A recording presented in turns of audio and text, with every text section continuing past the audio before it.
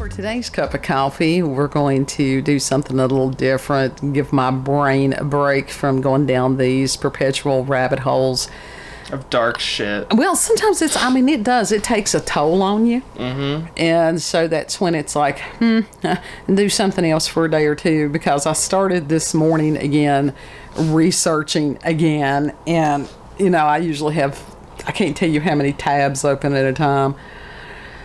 Yeah. And then youngest kid here had one of the worst allergy attacks he's had in years, and it lasted most of the day, so he's exhausted. Yeah. And I'm like, we'll do something a little bit different today. And so it's we're like gonna. When I got out of the bath, dude, like, oh my god, I stood up and I thought I was about to fall over. I seriously did. Don't be passing out. No passing out today. We'll have to pencil that in at some point. But this pass out on. Yeah. December. Oh no. Let's not. November 25th. No, it's already past. Oh wait, that. not November 25th. January 25th. There we go. Well, we have a total solar eclipse coming up on December the 4th, and I haven't looked at the trajectory. I'm hoping it won't go across North America this time. Let somebody else enjoy these things for a minute. Yeah.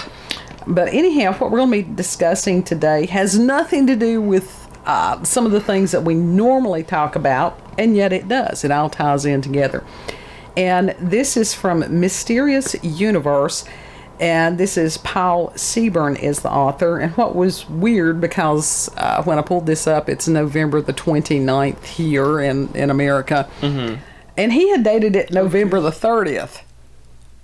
Okay. Maybe he's in Australia or something. That could be. Oh, so this is the 29th. My Animal Crossing clock is correct then. Yeah.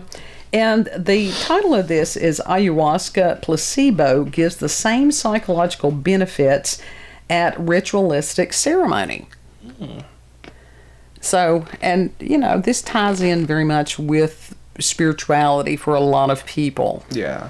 And that's why I encourage people, if you've had some kind of experience, it doesn't matter whether it was with or without substances, very much willing to listen to you. And we have had people in the past that had experiences with DMT and stuff that they saw they had some really interesting experiences. Which DMT is different than ayahuasca. Right. But I'm just saying, whatever type of substance that it was. And so Mr. Seaburn says that psilocybin magic mushrooms are getting all the love and attention from the medical community these days, as more legal studies show the benefits of this psychedelic drug in managed doses for treating PTSD, addictions, and other mental afflictions.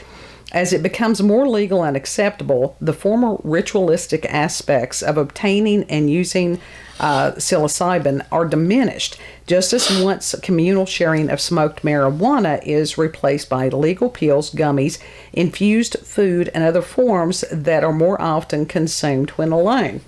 Consuming psychoactive ayahuasca tea hasn't yet reached that level, and a new study shows why. Placebo studies have demonstrated that participation in the ritual of ayahuasca consumption produces many of the same results. Okay, and he was talking about as far as the ayahuasca tourism. And as far as I know, that's like Peru. I think so. And I don't know. I haven't done that much research into it. So there was a study that was led by Malin Yuthung and a team of researchers in the Department of Neuropsychology and Physiopharmacology at a university in the Netherlands. And this study was published in the Journal of Psychopharmacology and reviewed recently by SciPost. So I put this in the description box, the link in the description box, and people, if they want to go forward and find the actual study, they're welcome to do that. And Yuthang and her team saw that ayahuasca has quickly moved from a spiritual hallucinogen ritual used by Amazon tribes to a tourist attraction at ayahuasca retreat centers. And, so I thought that was kind of odd. And of course, it is still illegal in many countries, and even with the ritual participation, ayahuasca usage has rarely been, if ever, been studied scientifically, especially with placebo. Mm-hmm. And that's true. I mean, there was this ban on any kind of the psychedelics and stuff like that for a long time, which was stupid. Right. Because it's been proven that these medications can have a lot of significant value, especially with marijuana. It's a plant. Yeah. So that was kind of crazy. Anyhow, to conduct this experiment, well, yeah, the researchers visited 6 different ayahuasca retreats in the Netherlands, Spain, and Germany. And the participants were 12 men and 18 women who had previous experience with ayahuasca and were now in training to become future facilitators. And the distribution of the placebos was blind and random. And the ceremonies contained the usual music and singing. The only difference was the participants completed questionnaires before and after the ceremony to measure their empathy, ego dissolution, depression, anxiety, stress, and altered states of consciousness. It says that the results were surprising, and compared to the baseline, symptoms reduced in both groups after the ceremony, independent of treatment. And Yuthang and her team found that the ayahuasca ritual with the placebo produced many of the same results as observed in those who consumed the real beverage, which included reductions in stress, anxiety, and depression. The only real difference between the two groups was in empathy. Those receiving the drug had more empathy after the ceremony. And so we've got to wonder on this, are they taking away a lot from the actual ceremonial aspect of ayahuasca?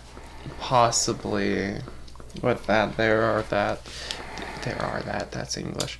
There is that risk, I guess you could say, where it is supposed to be ritualistic and a very spiritual experience. Right.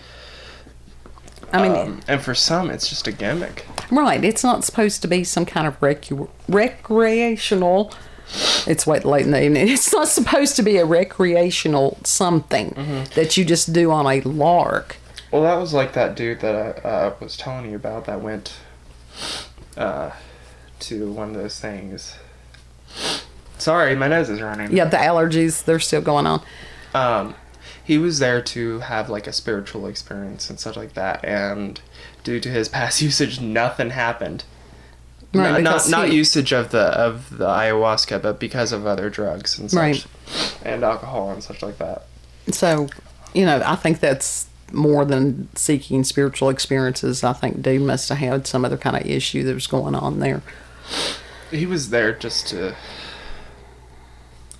Well, it was spiritual. It was.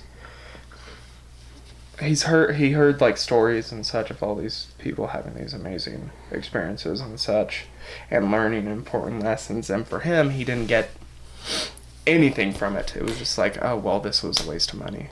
Well, the thing is, it's going to be a very independent, whatever it is. Mm-hmm. And I think if you're putting forth the money and the time and the effort to get to the actual place that has actual shamans and the people that understand and know about this substance and, that can guide you through the process. The place because they had to take like a small hike or whatever to the retreat or whatever it was, and the retreat was kind of janky, I guess. So it was one of these like we're talking about. It was an ayahuasca retreat as opposed to actually going to Peru or someplace like that. I mean, he still had to travel out of the country to go to it. Right. It was almost like a tourist trap, I guess you could say. So it was one of these. And sort of, yeah. That's still, to me, that cheapens the experience. Mm-hmm. And this is something that, when you have that type of ceremony, any of it, I don't care if it's sweat lodge or whatever, you have to go in with the proper reverence because it is a sacred space type thing. And that's something that, unfortunately, there are a lot of people, well, I was going to say Western culture, but in a lot of the cultures nowadays, they have no reverence for anything. Yeah. They want to make things that are sacred common. Mm-hmm. And that is not how you approach some of these things. Yeah. And I have always been very fearful of psychedelics because I'm concerned that I would have a bad trip. Oh, the dude, like, he's done almost every psychedelic, like, pretty much every psychedelic that you could think of. Mushrooms, acid, weed, whatever. You could, if you name it, he's probably done it. And he's had amazing trips with acid and mushrooms and such like that. But he's also had a couple of bad ones. There was how when he learned never to look in a mirror when you're on one of those things. Right. And like he dyed his hair orange or whatever during it, and he like quickly shaved it off. He was looking into the mirror and shaved it off, and it was driving him insane because he could still, even though it was at the skin, he could still see this faint orange hue on his head. Okay. Why did it bother him that severely? Because it was freaking him out. Because like his face was also morphing in the mirror and such. It was freaking him out. But you have to wonder what exactly, again, what was he searching for? Because a lot of these people, as far as I have known, have been searching either for answers, searching for direction. Some people are searching for relief from, mental health conditions. And so for him, it appeared to be that the search was just for another search, another quest, because he was not able to take and apply whatever he received during the experiences. Mm-hmm. So it didn't become about the knowledge or understanding. It was the escapism of it. Oh, yeah. So that's why I say there was some other kind of something going on with him mentally, spiritually. I mean, I don't know that there's any difference between that. Well, he's what's the thing where people are like namaste to you or something like that? What is that belief? There's several of them, but as far as, was it the Buddhist? Possibly. He studied that. He studied a lot of stuff. Right. Like, he knows Russian, some Japanese. He knows a lot of languages too. Like, he's not a dumb person. Right. Well, he's just fucked up. Right. Well, just because somebody has issues doesn't mean that they're not intelligent. Mm-hmm. And it's like we were discussing prior to this, that I had seen a video at some point in the past that it was a Buddhist retreat that was to help people who had addiction issues with opioids. Mm-hmm. And I think it included heroin and different things like that. And it was a purgative therapy, which released the toxins. And, personally, it's not my intention to ingest anything that's going to cause a purge either direction. Yeah. But that was one of the things with the ayahuasca, that it does have a purgative effect immediately. And bless. Thank you. That these people are prepared. You were talking about that even as far as them having to put on adult diapers. Mm-hmm. And I think that was, like I said, that is a poison that it has the side effects of whatever the hallucinogenic, quality is. Mm-hmm. But it's a toxin, and apparently it is a severe toxin. It didn't affect him whatsoever. Well, but, I would think that it was better to have a shaman and go to a people that this is part of their culture, that they're willing to share that. Exactly. That's what I think, too. I would rather have someone that actually knows it, and it's not just a tourist trap type right, of just thing. a gimmick type thing. Like I said, I think that's a cheapening of that experience. Oh, it definitely is. And you talk about, like, culture, like, appropriation of something. Now, that is appropriation of something. That is, like, basically making...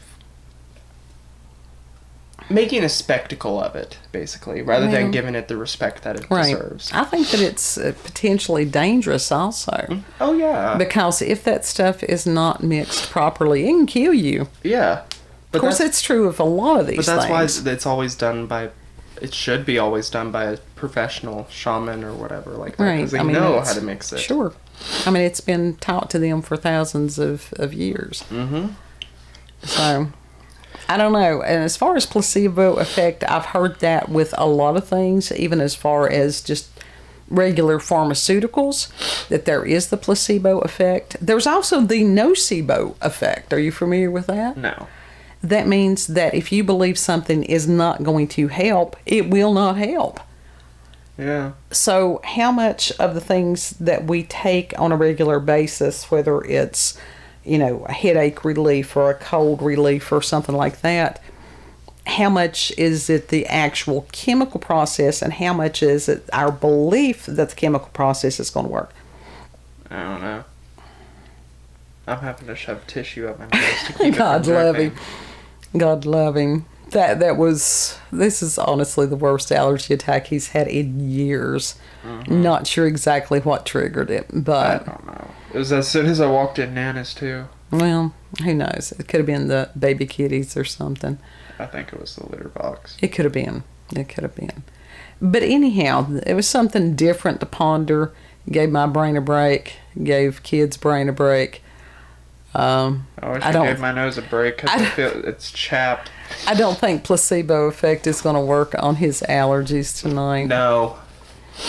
And so I need to take a damn Mucinex. Well, anyhow, if you've had experiences with horrible allergies, if you've had experiences with paranormal, supernatural encounters with UFOs, aliens, cryptids, any of that, it can be if you've had experiences with or without substances. And I used to say that for quite a while. Mm-hmm. In the closing of that, if you've got local, regional, family myths, legends.